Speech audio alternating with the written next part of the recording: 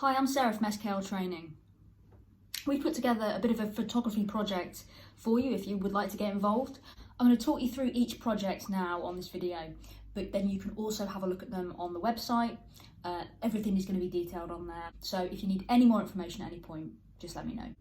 Okay, first one to choose from is an animal calendar. You might have pets at home. You might have cats that visit your garden regularly.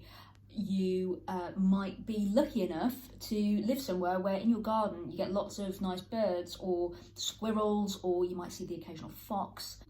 Now, the idea of this one is you have been tasked with putting together an animal calendar, which means 12 photos of animals. Now, for some people that's going to be easier than it is for others. You might have several pets yourself. Hopefully your pets do more interesting things than my pet.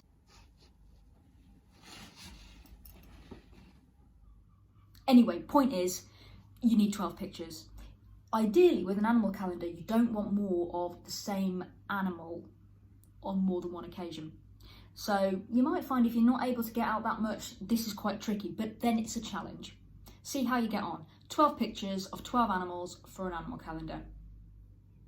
Second project to choose from, Selfie Awareness. Now this one is all about you, as the name suggests.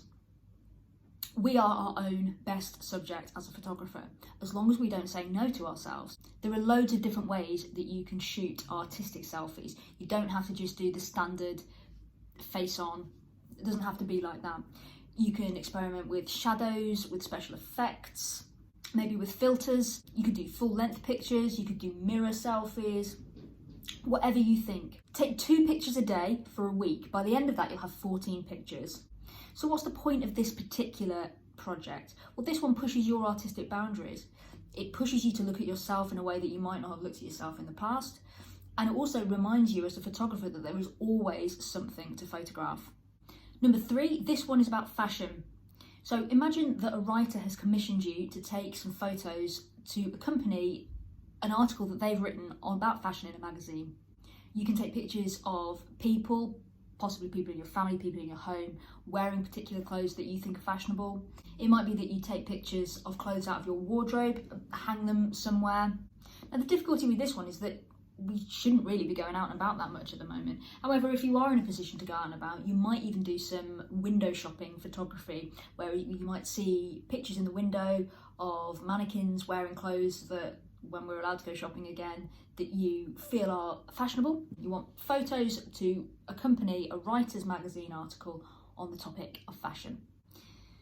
Number 4, somebody has asked you to put together some stock photos on the topic of family.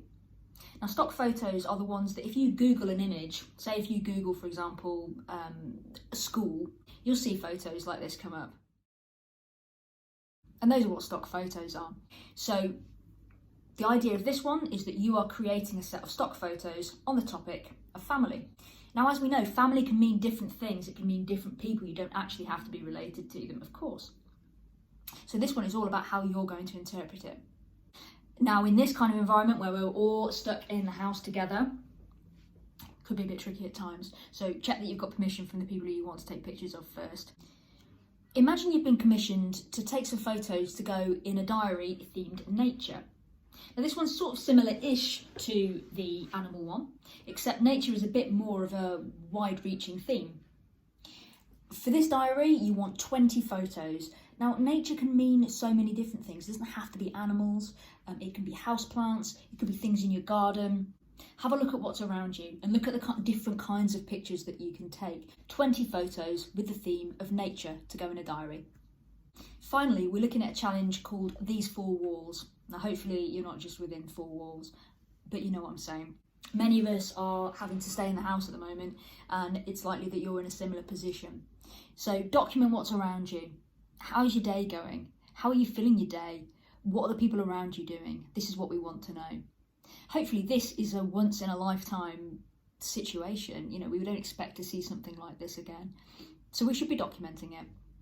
Take pictures of things that are going on every day, even if they seem really boring and mundane. That's what we're living with at the moment. So document for a week, anything around you. Looking for around 5 photos a day for this one. I hope you get some inspiration from some of these topics that you can try for your photography project. We would love to see some of the photos that you take if you'd like to share them. My email address is sarah@skltraining.co.uk.